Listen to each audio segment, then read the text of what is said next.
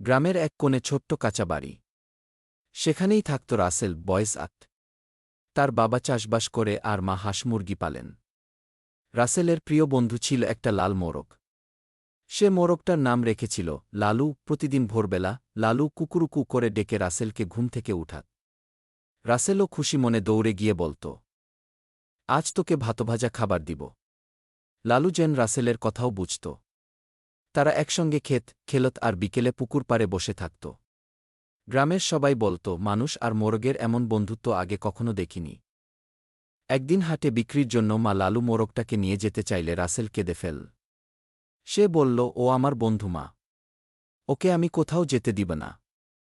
মা চুপ করে থাকলেন। শেষে বললেন, তুই যদি প্রতিদিন একটু করে সবজির যত্ন নিস আর মোরগটার দেখভাল করিস, তাহলে ওকে বিক্রি করব না।